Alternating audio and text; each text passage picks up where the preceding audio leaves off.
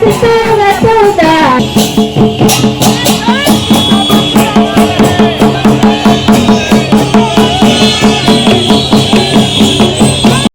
के तिलकामांझी चौक पर आदिवासी समुदाय की ओर से महान स्वतंत्रता सेनानी शहीद तिलकामांझी की 276वीं जयंती श्रद्धा और गरिमा के साथ मनाई गई।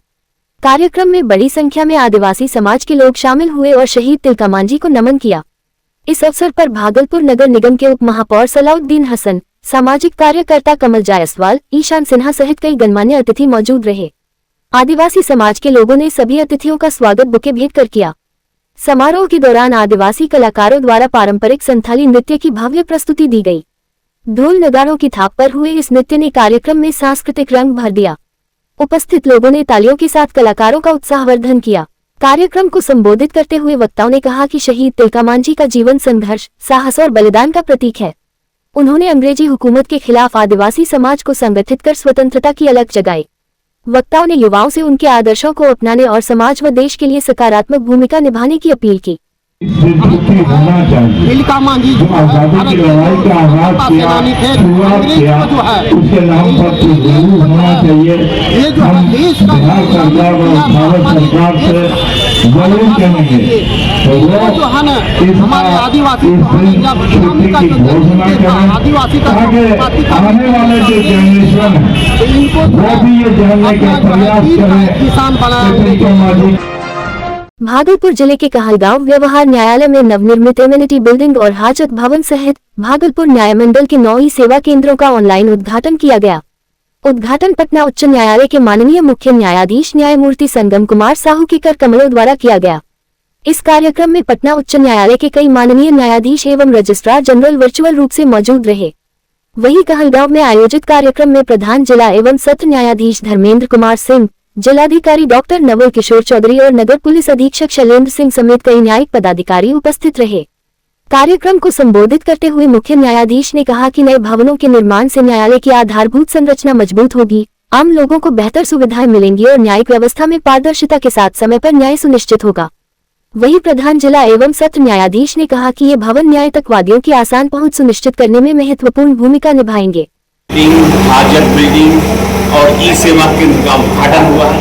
बिल्डिंग यहाँ पहले से ही बहुत अच्छी है और हम समझते हैं कि बहुत जल्दी क्रिमिनल कोर्ट की भी यहाँ चल रही है। जेल की व्यवस्था होते ही क्रिमिनल कोर्ट भी यहाँ जल्द हो जाएगी और माननीय उच्च न्यायालय की आकांक्षा है कि सबको न्याय सबके लिए है, गांव-गांव, घर-घर तक हर व्यक्ति को न्याय की सुविधा मिले।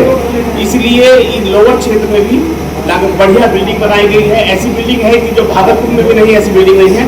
इतनी अच्छी बिल्डिंग यहाँ बनाई गई है और कहलगांव की जनता की आकांक्षाओं को पूरा करने के लिए, माननीय उच्च न्यायालय की आकांक्षाओं को पूरा करने के लिए हम सब लोगों का दायित्व है और हम अच्छे से कार्य करेंगे और इसमें कहलगांव की जनता भी बड़ी प्रसन्न होगी और माननीय उच्च न्यायालय की आकांक्षाओं को खड़ा करते हुए गाँव जन क्षेत्र के लिए क्षेत्र के लिए न्याय व्यवस्था के लिए जो भी बन पड़ेगा करेंगे।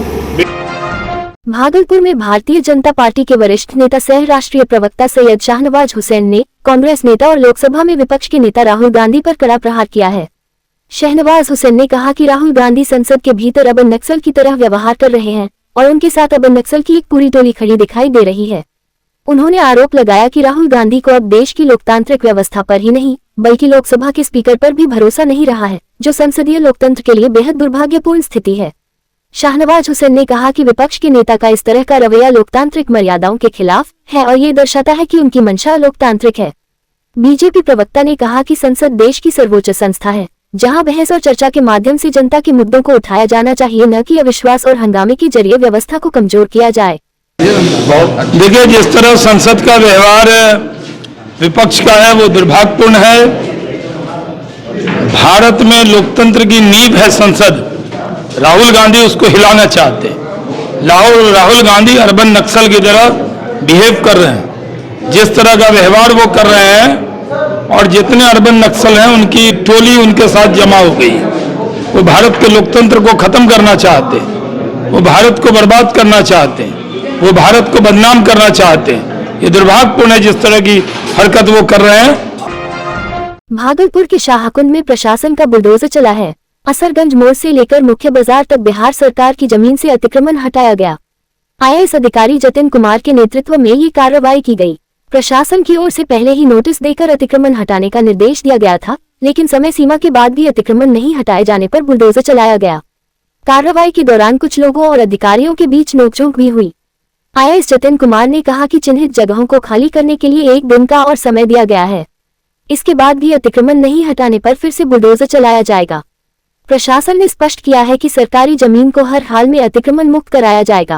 आपको अवगत करा दें कि जब मैंने यहाँ पर ज्वाइन किया था दिसंबर में, तो मार्केट में बहुत ज़्यादा अतिक्रमण था। 2 बार इन लोगों को नोटिस भी दिया गया है कि अपना सारा सामान या फिर अगर कोई मकान वगैरह बनाया गया है, झोंपड़ी वगैरह लगाई गई है तो उसको हटा लें, लेकिन बहुत अच्छी प्रगति उसमें देखने को नहीं मिली। तो हमें ये स्टेप लेना पड़ा है कि जो इंक्रोचमेंट किया हुआ है लोगों ने, तो उसको हटाने के लिए आज हमने प्रयास किया है। जो अभियान सर कल भी जारी रहेगा? ये अभियान कल नहीं रहेगा, परसों के लिए हमने दोबारा चिट्ठी लिखा है और परसों फिर से फोर्सेज आएंगी और परसों फिर से हम ये अभियान को जारी। भागलपुर जिले के अकबरनगर थाना क्षेत्र अंतर्गत भट्टा के समीप NH 80 पर तेज रफ्तार का कहर देखने को मिला, जहां एक ऑटो ने बाइक को जोरदार टक्कर मार दी। इस सड़क हादसे में बाइक पर सवार 2 लोग गंभीर रूप से घायल हो गए। टक्कर इतनी तेज थी कि बाइक सवार सड़क पर कुछ दूरी तक घिसटते चले गए, जिससे मौके पर अफरा तफरी मच गई। हादसे के बाद आसपास मौजूद लोगों ने तत्परता दिखाते हुए दोनों घायलों को इलाज के लिए भागलपुर के मायागंज अस्पताल पहुंचाया। अस्पताल सूत्रों के अनुसार बाइक चालक की हालत नाजुक बनी हुई है, जबकि दूसरे घायल का इलाज चल रहा है। घायलों की पहचान सुल्तानगंज थाना क्षेत्र के बैकुंठपुर निवासी धर्मेंद्र मंडल के रूप में हुई है। वहीं घायल धर्मेंद्र मंडल के पुत्र कर्ण ने बताया कि वे अपने पिता के साथ बाइक से बाजार कर घर लौट रहे थे। इसी दौरान तेज रफ्तार ऑटो ने लापरवाही से बाइक में टक्कर मार दी।